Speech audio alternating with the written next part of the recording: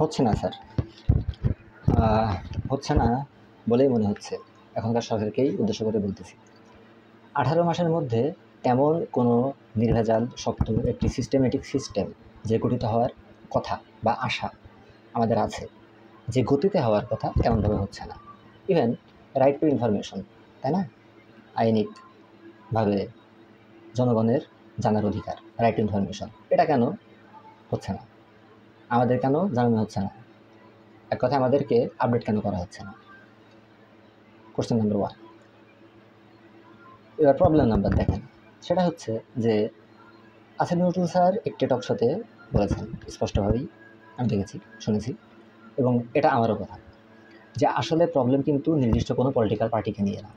Problem কোনো নির্দিষ্ট political পার্টির সরকারকে নিয়ে না, অর্থাৎ আওয়ামী লীগ নিয়ে না, বিএনপি নিয়ে না, শিবির নিয়ে না, হেফাজতে নিয়ে না, কাউকে নিয়ে না। প্রবলেম হচ্ছে সিস্টেম নিয়ে। সিস্টেম, যে সিস্টেমে আমাদের বাংলাদেশ চলে, গণতান্ত্রিক যেই সিস্টেম।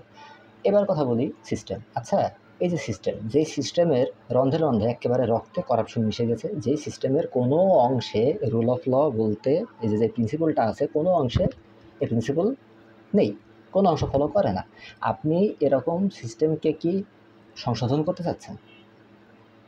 একটা অঙ্ক যেটা 5 পৃষ্ঠার, প্রথম থেকে শুরু করে শেষ পর্যন্ত সমাধানে ভুল এসেছে আমি জানি, মেলাতে পারিনি। কারণ প্রশ্ন এরকম যে প্রমাণ করো এত সময় এত, অথবা দেখাও যে এত সময় এত। আচ্ছা, অঙ্কটা বললাম 5 পৃষ্ঠার। এবার যেহেতু অনেক বড় বীজগণিত, আমি কি প্রথম থেকে শুরু করে শেষ পর্যন্ত রিভাইজ দিয়ে বের করব যে আমার প্রবলেমটা কোথায় হয়েছে? না। যেহেতু বড়, এক্ষেত্রে আমি কি করব? পুরোটা কেটে দিয়ে প্রথম থেকে শুরু করব। কারণ আমি যদি প্রথমেই বের করতে যাই, তাইলে পারে একটা অঙ্ক করার সময় যে মনোযোগ দেওয়া লাগে তার থেকে বেশি মনোযোগ আমাকে দিয়ে রাখতে হবে, এবং ওই মনোযোগে দিয়ে রাখার যেই আপনার কন্টিনিউটি, সেটা আমাকে ধরেও রাখতে হবে, যেটা টাফ। এবার আচ্ছা, ধরে নিলাম যে আমার ভুলটা আমি বেরও করতে পারলাম। কোথায়? দেখা যাচ্ছে এমন গেল যে কি প্রথমের দিকে আমি ভুল ধরে ফেলেছি, ভুলটা প্রথমের দিকে হয়ে গেছে। আচ্ছা, এইবার প্রথম দিকে ভুল ধরার পরে একদম শেষ পর্যন্ত ভুলটা তো আমি বের করে ফেললাম। এইবার ওইটাকে যদি আমি ঠিক করতে যাই, শেষ পর্যন্ত অঙ্কের দেখতে অঙ্কটা কীরকম হবে বলেন তো? কতবার কাটাকাটি করা হবে? প্রত্যেকটা লাইনের নিশ্চয়ই কাটাকাটি হবে, তাই না? তাইলে একটা মানুষের পোস্টমর্টেমে যত কাটাকাটি না হয়, তার থেকে বেশি কাটাকাটি কিন্তু আমার ওই অঙ্কের মধ্যে থাকবে, ঘিজিমিজি হয়ে যাবে একেবারে। তো উচিত কোনটা? প্রথম থেকে শুরু করা। আমাদের বাংলাদেশের ক্ষেত্রে বিষয়টা তাই, সিস্টেমটা তাই। এটা ঠিক করার পিছনে কেন লেগে আছেন আমি এটা বুঝলাম না স্যার। ঠিক আছে, এই জন্য আমার কাছে মনে হচ্ছে যে হচ্ছে না। গেল এক। শেখ হাসিনার ব্যাপারে একটু পরে আসছি, আজান দিচ্ছি স্যার। দেখেন, সব কিছু নতুন, তাহলে পুরনো এই যে এসব সিস্টেমেটিক বিষয় নিয়ে কেন এত সংস্কারের চেষ্টা? আরে বাবা, ফেডারেল গভর্নমেন্ট সিস্টেম করে দেন, সমস্যা কোথায়? 7টি বিভাগ আছে না আমাদের? অথবা এই যে 12টি সিটি কর্পোরেশন আছে, তাই না? হ্যাঁ, এই 12টি সিটি কর্পোরেশন অথবা 7টি বিভাগকে 7টি অঙ্গরাজ্য করে দেন, ফেডারেল সিস্টেম হয়ে যাক, ইউএসের মতো, ইন্ডিয়ার মতো হয়ে যাক। প্রবলেম কোথায়? আমি তো কোথাও প্রবলেম দেখছি না। নতুন বাংলাদেশ, নতুন সিস্টেম, উদাহরণের খাতিরে বললাম, কিন্তু উদাহরণটা কিন্তু খারাপ না, ফেডারেল সিস্টেমটা কিন্তু খারাপ হবে না, বরঞ্চ দরকার এটাই। হ্যাঁ, আচ্ছা, দেখেন, যেভাবে আওয়ামী সরকার সব কিছু তছনছ করেছে আমাদের, হ্যাঁ, বা করতে পেরেছে, এটা ঠিক যে এটা কিন্তু সিস্টেমের জন্যই পেরেছে, নাকি? তাই না? আচ্ছা, এমন সিস্টেম রিপেয়ার করবেন, এমন সিস্টেম আর এক্সিস্ট করাটাই কি ঠিক হবে? মনে হয় না। পরিবর্তন হতে হবে একেবারে রুট লেভেল থেকে, একেবারে রুট লেভেল থেকে। কোনো শিক্ষাগত যোগ্যতা নেই, অশিক্ষিত, নিরক্ষর কোনো এক কাঠমিস্ত্রি, রং মিস্ত্রি, তাই না? সে কোনো ওয়ার্ড কাউন্সিলর হবে, এটা মেনে নেওয়ার মতো না, মেনে নেওয়ার মতো না। হ্যাঁ, আমি জানি যে পরিবর্তন আপনারা নিয়ে আসবেন, এটা আমি জানি, অবশ্যই জানি। জানি যে পার্লামেন্ট বা আইন বিভাগ, বিচার বিভাগ এবং এক্সিকিউটিভ ডিপার্টমেন্ট বা নির্বাহী বিভাগ, তাই না, এদেরকে স্বাধীন করবেন, এটা আমি জানি, খুব ভালোভাবে জানি। কেন ডিক্লারেশন কেন দিচ্ছেন না? দিয়ে দেন যে আমরা স্বাধীন করে দিচ্ছি, ডিক্লারেশনটা দিয়ে দেন।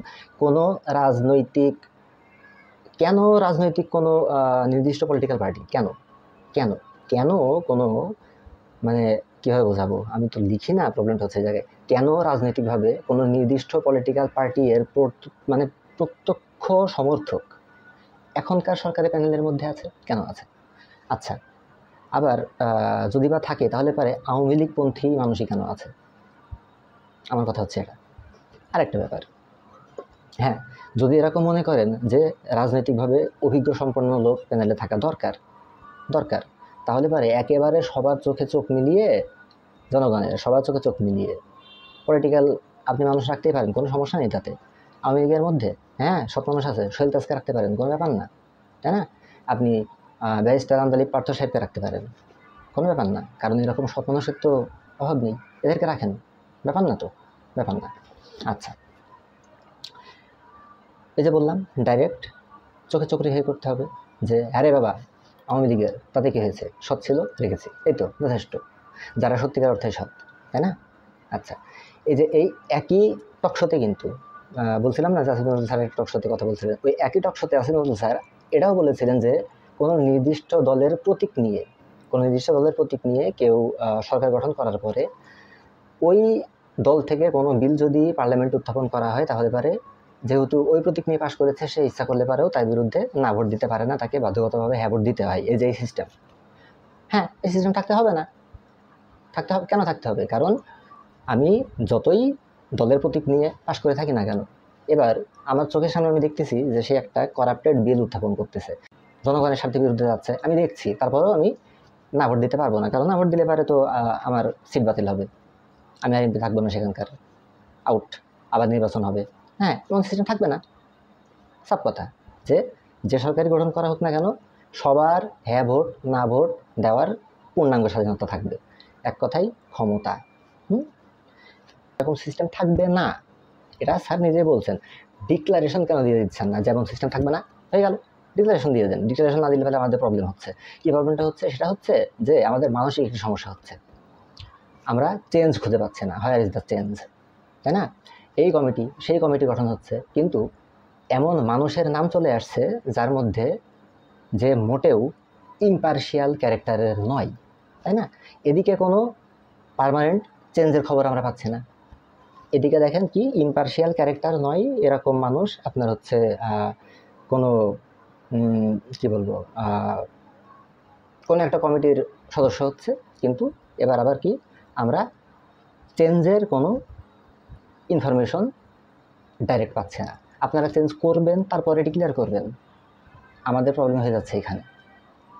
মানসিকভাবে আমরা স্বস্তিতে থাকতে পারছি না, তাই ডিক্লারেশন দিতে হবে যে এ পদক্ষেপ নিচ্ছি, এটা করা হচ্ছে, এটা করা হবে, তাই না? আচ্ছা, বারবার রাজনৈতিক পার্টিদের সাথে মিটিং করা হচ্ছে, তাই তো? আচ্ছা, পরে আসি, ইলিশ কেন দিতে হবে এত পরিমাণ? কারণ নেই তো, তাই না? পরিমাণ ভেদে আসেন আপনি। আসলেও তো ঠিক যে ইউটিউবে দেখলাম যে একজন বলতেছে যে ইন্ডিয়ার জাতীয় মাছ ইলিশ, বাংলাদেশে তো না, আসলেও তো তাই, তাই না? আমরা ইলিশ কিনে খেতে পাচ্ছি না, ম্যাক্সিমাম মানুষ পাচ্ছে না। ডিম আমি 3-4 দিন আগে বাজারে গেলাম, ডিম কিনে নিয়ে আসলাম হচ্ছে 485 টাকা দিয়ে, 385 টাকা দিয়ে, আবার পরশুদিন কিনে নিয়ে আসলাম 420 টাকা দিয়ে, এক খাচ্ছি 30টা। কী অবস্থায়? এরকম অবস্থা তো মানে আশা করা যায় না। তাইলে পারে উন্নয়নমূলক পরিবর্তন হিসাবেই প্রমাণিত হবে, তাই না? বিয়ন্ড এনি ডাউট, ঠিক আছে?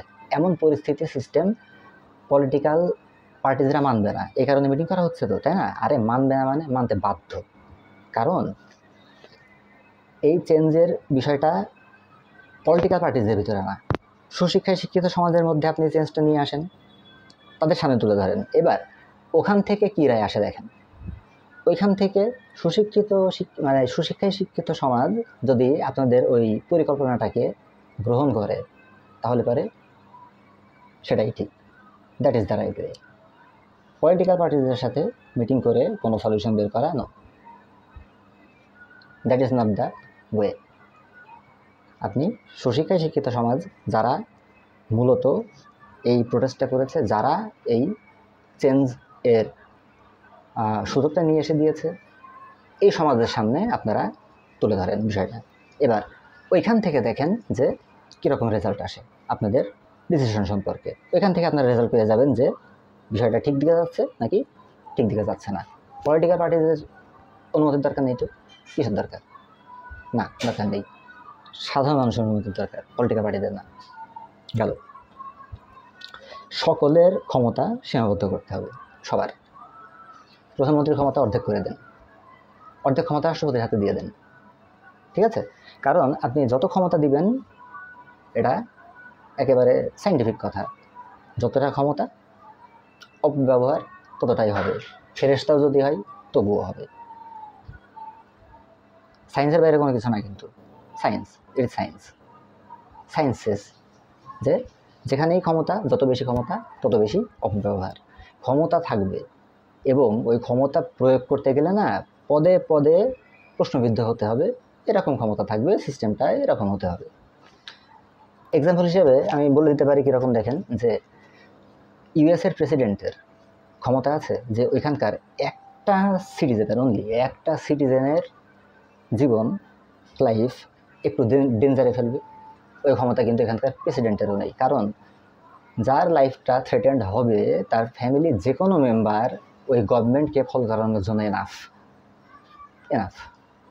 That is the power of a citizen. একজন সিটিজেনের এরকম ক্ষমতা, বিশেষ করে শিক্ষিত, একটা শিক্ষিত সিটিজেনের এরকম ক্ষমতা, একে বলে গণতন্ত্র। অর্থাৎ গণতান্ত্রিক একটি নিরপেক্ষ সমাজ তৈরি করে দেন প্লিজ, যত দ্রুত সম্ভব। দেখেন আমাদের এই আইন বিভাগ কি, হ্যাঁ, IPC Indian penal code, PPC Pakistan penal code 1860 সাল, তাই না? আমরাও সেটাই ফলো করি, কিন্তু আমাদের নাম কি? Penal code. ব্রিটিশ যেটা দিয়ে গিয়েছিল পেনাল কোড সেটাই আছে। অর্থাৎ আমাদের কোনো সরকারের এতটুকু সময় হয়নি। আইন বিভাগের কাজটা কি? আইন বিভাগের কাজ হচ্ছে যারা পার্লামেন্টে যাবে, যারা এমপি হবে, তাদের কাজ হচ্ছে সারাদিন শুধুমাত্র আইন নিয়ে গবেষণা করা। কোন আইন থেকে কতটুকু বাদ দিতে হবে, কোন আইন থেকে কোন আইনে কতটুকু যোগ করতে হবে, কোন আইন পাশ করতে হবে, কোন বিল উত্থাপন করতে হবে, তাই না? কোন বিল পাশ করতে হবে, আইন নিয়ে তাদের কাজ, শুধুমাত্র আইন নিয়ে তারা শুধুমাত্র সেটাই করবে। হ্যাঁ, আর যে সে আপনার এমপি ইলেকশনে দাঁড়াবে না তো, তাই না? কারণ তার কাজ কি? শুধুমাত্র আইন তৈরি করা, শুধুমাত্র আইন নিয়ে পড়ে থাকাই হচ্ছে শুধুমাত্র তার কাজ, আইন বিভাগের কাজ, পার্লামেন্টের কাজ। আর কোনো কাজ তো নেই। আর কোনো কাজ আছে নাকি? নেই, থাকবেও না। যেহেতু থাকবে না, তাহলে মানুষের সেরকমই আসবে, আনতে হবে সেরকম, যারা আইন বিষয় সম্পর্কে জানে। আইন অর্থাৎ কোনো সরকারের আজ পর্যন্ত এই যে পিসি পেনাল কোডের আগে বি বসানোর সময় আজ পর্যন্ত হয়নি, যে অন্তত বলতে পারি যেটা বাংলাদেশ পেনাল কোড অথবা বাংলাদেশি পেনাল কোড। বি বসানোর সময় কিন্তু আজ পর্যন্ত কোনো পার্টির হয়নি। সেই পার্টিদের সাথে কিসের মিটিং রে ভাই? দরকার নেই এরকম মিটিংয়ের, আমরা চাই না, আমরা চাই না। আচ্ছা, যদি গণতন্ত্র রাখতে চান, আচ্ছা। এবার দেখেন, সেটা হচ্ছে যারা বি বসানোর সময় পায়নি এতদিন পর্যন্ত, হ্যাঁ, একবার যদি ইলেকশন হয়ে যায়, তাই না, এরকম সরকারের হাতে যদি ক্ষমতা চলে যায়, তাহলে পারে যেই সিস্টেমেটিক পরিবর্তনের আশা আমরা করি তা আর এক ধাপও কি আগাবে? যতটুকু পরিবর্তনের আশা আমরা করি সেটা হচ্ছে এই গভর্নমেন্ট থাকা পর্যন্তই। এর পরবর্তীতে ইলেকশন দেওয়ার পরে কোনো গভর্নমেন্ট চলে আসা মানেই যতটুকু পর্যন্ত আপনারা রেখে গেলেন ততটুকুই থেকে গেল, সেটাই ধরে নিব আমরা। যারা শিক্ষিত আমরা, যারা বুঝি আমরা, তারা আমরা সেটাই ধরে নিব এবং এটাই ধরার কথা। কিন্তু সিস্টেমটা যদি সেরকম হয়, সিস্টেমটা যদি সেরকম করা যায় যে পার্টি ক্ষমতায় আসুক না কেন, কোনো পার্টির বা কোনো সরকারের বাপের ক্ষমতা হবে না, তাদের ক্ষমতা হবে না যে ওই সিস্টেমটাকে পিছিয়ে দেওয়ার বা এক জায়গায় দাঁড় করিয়ে রাখার। সামনে আগাতে বাধ্য, উন্নত হতে বাধ্য, কারণ সিস্টেমটাই হবে সেরকম। Am I right? I am right. এই যে বলা হয় না যে 71 সালে ভারত আমাদেরকে পাকিস্তান থেকে স্বাধীন করার জন্য সহায়তা করেছিল, না, মোটেই না। তারা আমাদেরকে স্বাধীন হওয়ার জন্য মানে হেল্প করেনি।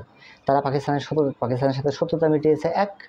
আর দুই নম্বর হচ্ছে যে অঙ্গরাজ্য মতো তো নাই আমাদের দেশকে চাকর করার উদ্দেশ্য, এবং কি তাদের মার্কেট আমাদের এখানে করবে, তাই না? এই যে অর্থনৈতিক একটা ডার্টি পলিটিক্যাল গেম তারা খেলেছে, হেল্প করার উদ্দেশ্যে না।